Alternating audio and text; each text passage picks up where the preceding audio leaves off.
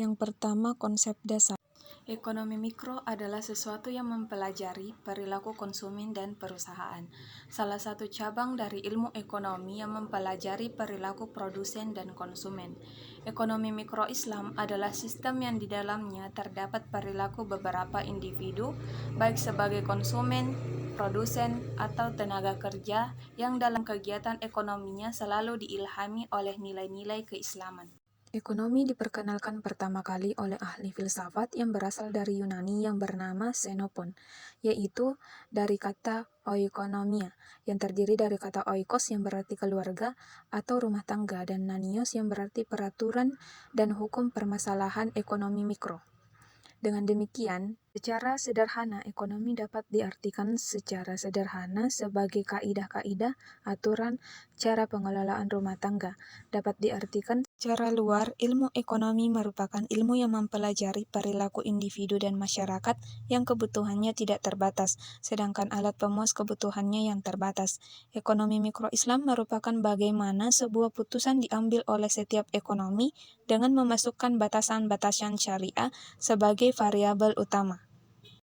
Selanjutnya adalah pengertian permasalahan ekonomi. Permasalahan ekonomi adalah kondisi atau situasi di mana sumber daya yang terbatas tidak dapat memenuhi kebutuhan dan keinginan manusia yang tidak terbatas. Yang dimana keinginan manusia yang nyaris tanpa batas, sedangkan sumber daya yang terbatas. Ekonomi mikro konvensional tidak memiliki dan melibatkan etika dan moral dalam perilaku ekonominya, atau dengan kata lain, aturan sesuai dengan kehendak masing-masing. Yang kedua, pentingnya mempelajari ekonomi mikro syariah. Yang pertama, untuk memastikan dan meyakinkan nyata manusia yang terjadi sekarang. Yang kedua, untuk menerapkan prinsip-prinsip ekonomi Islam dalam langkah mengambil keputusan kita agar tidak terjadi yang namanya gharar atau penipuan. Selanjutnya, ruang lingkup. Ruang lingkup ekonomi mikro syariah mencakup berbagai aspek yang berkaitan dengan aktivitas ekonomi dalam skala kecil atau mikro, tetapi berdasarkan prinsip-prinsip syariat Islam. Yang pertama, konsumen dan perilaku konsumsi. Perilaku konsumen. Ekonomi mikro syariah mempelajari bagaimana konsumen muslim membuat keputusan konsumsi dengan memperhatikan prinsip halal dan haramnya. Yang kedua, produsen dan perilaku produksi. Prinsip produksi. Produsen dalam ekonomi syariah harus memastikan bahwa produk yang dihasilkan tidak mengandung unsur yang haram, baik dalam bahan maupun proses produksinya. Yang ketiga, harga dan pasar.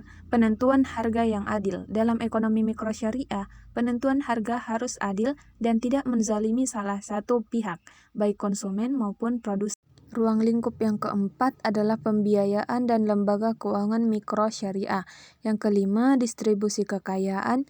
Dan yang terakhir, UMKM atau usaha kecil dan menengah.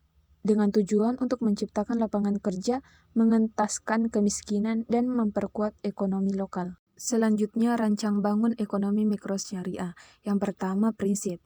Prinsip utama yaitu keadilan, keberhasilan, dan kesederhanaan, kemurahan, dan moralitas. Yang kedua, karakteristik. Bersifat ketuhanan atau ilahiyah.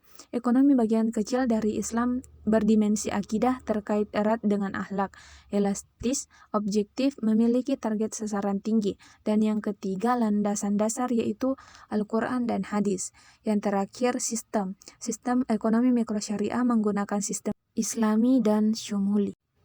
Secara keseluruhan, ruang lingkup ekonomi mikro syariah mencakup berbagai aspek yang mengatur bagaimana individu, usaha kecil, dan lembaga keuangan beroperasi sesuai dengan nilai-nilai dan hukum Islam, yang bertujuan untuk menciptakan keadilan sosial dan kesejahteraan bersama.